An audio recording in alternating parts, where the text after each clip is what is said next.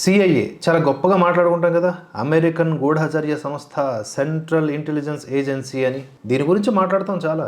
కానీ దీనికే బురిడీ కొట్టి వేల కోట్ల రూపాయలు లేపేశాడు అదే సిఐఏ మాజీ అధికారి. ఈ వార్త చాలా విచిత్రంగాను, వింతగాను, ఆశ్చర్యకరంగానూ ఉంది. పెద్ద పెద్ద దేశాధినేతలనే బోల్తా కొట్టించినటువంటి నిఘా సమాచారం సేకరించడంలో ఈ సిఐఏ దిట్ట. అలాంటి సంస్థనే దోచేశాడు మాజీ అధికారి అని చెప్పాను కదా. అతని ఇంట ఖజానా చూసి ఎఫ్బిఐ సిబ్బంది అవాక్కయ్యారంట. 300 బంగారం బిస్కెట్లు, ఒక్కొక్క బిస్కెట్ బరువు 1 కేజీ, అంటే దగ్గరగా దాని విలువ 382 కోట్ల రూపాయలు. ఈ బంగారంతో పాటుగా ఇంకేం బయటపడ్డాయంట, $2 మిలియన్ నగదు కూడా. అంతేకాకుండా కోట్లాది రూపాయల విలువ చేసే 35 లగ్జరీ వాచ్లు.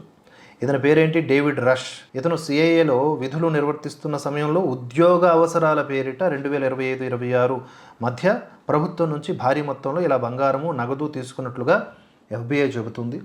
అయితే తమ సంస్థ ఖర్చుల వివరాలను మాత్రం సిఐఏ వెల్లడించలేదని పేర్కొంది. ఈ క్రమంలో రష్పై ప్రజాధనాన్ని దోచుకున్న ఆరోపణలపై కేసు నమోదు చేసింది. అధికారిక వినియోగానికి ఇచ్చినటువంటి వాటిని అతడు రహస్యంగా తన ఇంట్లోనే దాచిపెట్టేసుకున్నాడు అనమాట. అలా పేరుకుపోయినటువంటి ఈ సొమ్మును ఇప్పుడు బయటకు తీస్తూ ఉంటే వస్తానే ఉంది.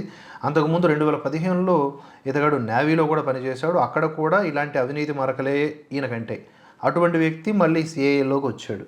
ఏదేమైనా అవినీతికి ఏ దేశము అతీతము కాదు, ప్రతి దేశంలోనూ ఉంటుంది. కానీ ఈ కేసు చాలా సెపరేటు. సిఐఏలోనే దొంగలు ఉన్నారంటే ఇక మన దేశంలో, ఇతర దేశాల్లో ఎక్కడ చూసుకున్న కీలకమైనటువంటి శాఖల్లో కూడా దొంగలు ఉండే అవకాశం ఉంది. జర జాగ్రత్త.